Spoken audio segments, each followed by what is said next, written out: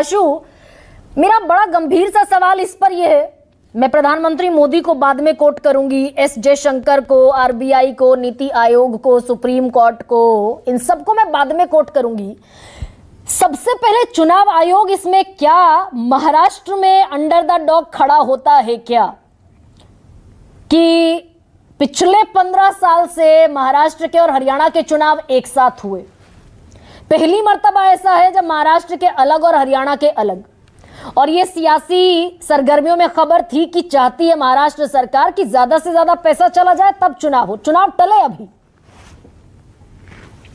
देखिए गरिमा जी, आप मुझसे वो बात क्यों कहलवाना चाहती हैं जो प्रदीप भंडारी, संदीप चौधरी, कृष्णा जी और आनंद दुबे को अच्छी तरीके से पता है। आज की तारीख में इलेक्शन कमीशन नाम की चीज सिर्फ एक बिल्डिंग में सिमट कर रह गई है, उसके अलावा कोई काम नहीं है। मैंने टीएन सेशन का वो जमाना देखा है जब इस तरीके के कदम उठाने पर सरकार और मुख्यमंत्रियों के टांग कांपा करते थे।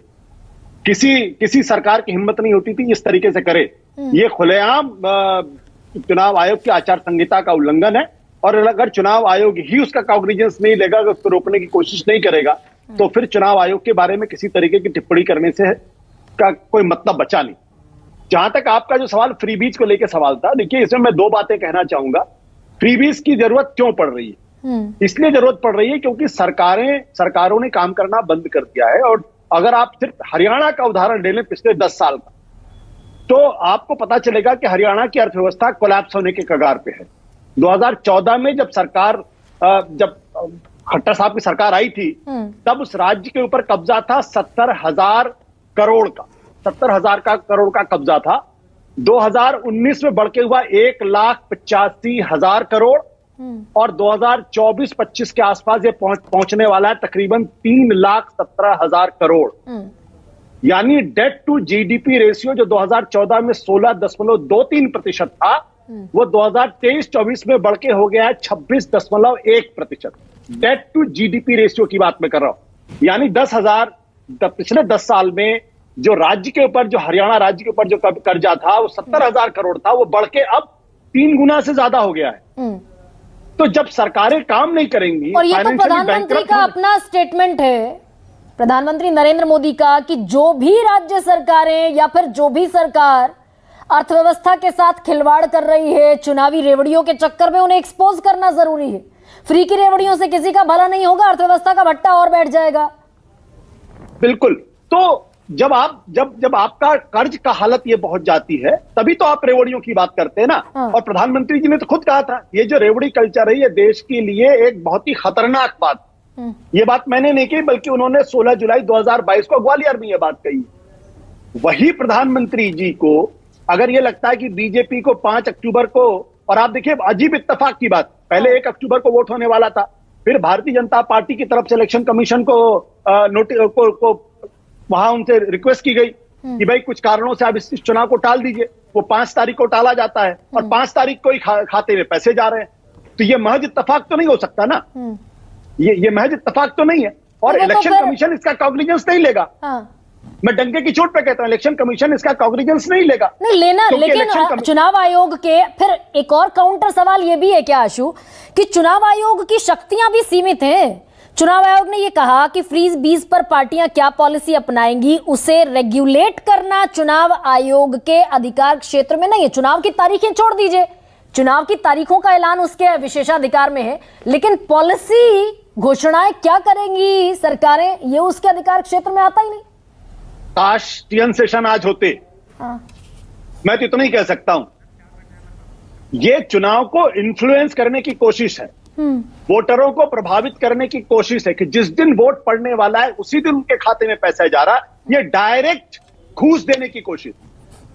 इसलिए इलेक्शन कमीशन ये कह के नहीं बच सकता, और चूंकि इलेक्शन कमीशन ने खुद 5 तारीख की डेट अनाउंस कर रखी है, इसलिए इलेक्शन कमीशन भी इससे मुक्त नहीं हो सकता है।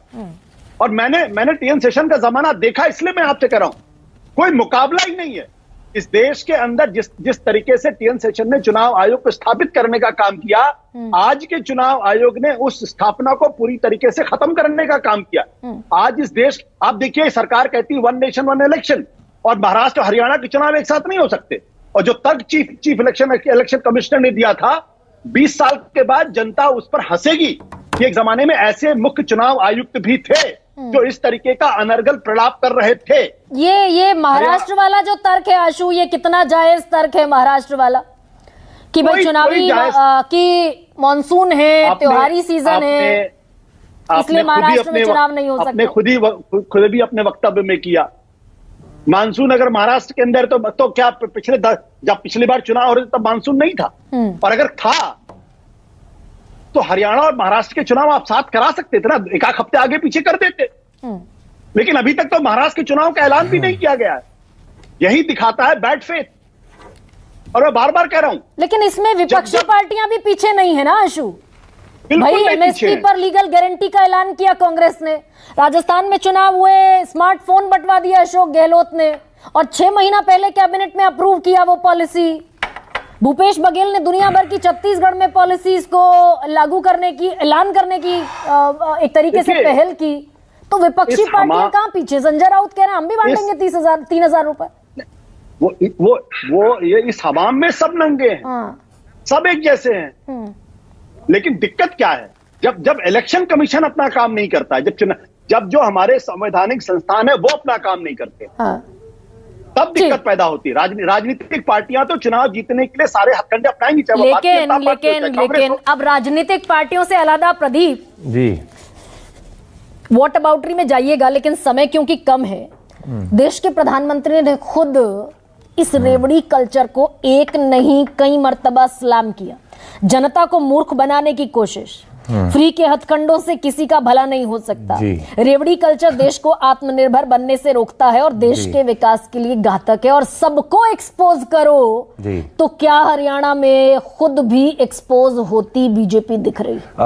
गरिमा जी, पहले तो जिन सज्जन की बात आशुतोष जी ने करी, वो 1999 में टीएन शेषन जी कांग्रेस पार्टी के टिकट से गांधीनगर का चुनाव लड़े थे। ये भी थोड़ा सा तथ्य पूरा बता दीजिए। क्या ये पहली बार हो रहा है? नहीं, फैक्ट्स आगे जाने। क्या पहली बार हो रहा है कि किसी इलेक्शन की डेट चेंज हुई है? 2022 के अंदर पंजाब का इलेक्शन कमीशन ने डिक्लेयर किया था 14 फरवरी को, डेट लेटर रिवाइज हुई थी 20 फरवरी को। आम आदमी पार्टी जीती थी इनके हिसाब से, तो उस वक्त भी इलेक्शन कमीशन कॉम्प्रोमाइज था। इलेक्शन कमीशन ने राजस्थान के असेंबली इलेक्शन की डेट डिक्लेयर करी थी 23 नवंबर को, रिवाइज करी थी 25 नवंबर को इनके हिसाब से, तब भी इलेक्शन कमीशन कॉम्प्रोमाइज था। तो ये इस तरीके से संवैधानिक संस्थाओं के ऊपर जस्ट क्योंकि आपकी राजनीतिक विचारधारा नहीं अग्री करती, ऐसे हमें नहीं कहना चाहिए। हरियाणा में फैक्चुअली मैं बताना चाह रहा हूं, 2013 में हरियाणा का जीएसडीपी था 5.61 लाख करोड़, अब बढ़कर हो चुका है 9.94 लाख करोड़। हरियाणा पीछे नहीं गया है। नहीं तो एक सेकंड रुक जाइए। नहीं जीडीपी बता दिया बता ना, नहीं गलत बोला ना, उन्होंने कल की बात करी, हरियाणा पीछे नहीं गया है।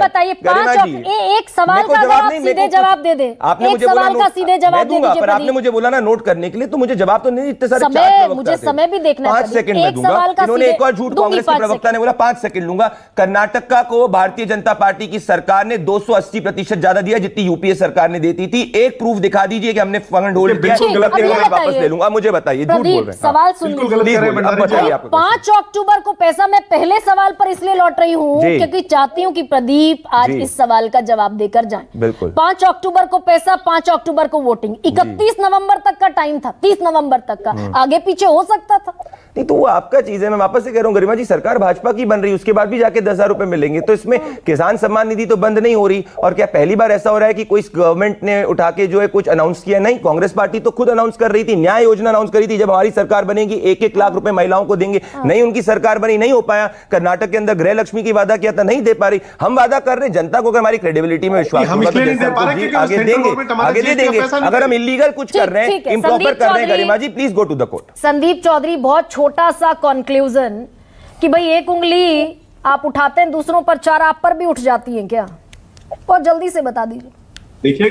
देखिए गरिमा जी, कांग्रेस पार्टी हमेशा किसानों के सम्मान के लिए लड़ाई लड़ी है, चाहे वो किसानों के कर्जा माफी की लड़ाई हो, चाहे किसानों को सम्मान देने की बात हो। भारतीय जनता पार्टी तो सिर्फ किसानों का गोली देने का काम करती है। आपने देखा होगा कि 2 साल पहले बॉर्डर पे जो किसान आंदोलन हुआ, बीजेपी ने एमएसपी और आड़त खत्म करने के लिए जो आंदोलन को बरगला के जो नरेंद्र मोदी जी ने घोषणाएं की, लेकिन टीवी पे आके, वो आज तक एक भी योजना इन्होंने लागू की क्या? मैं आपके माध्यम से पूछना चाहूंगा। ये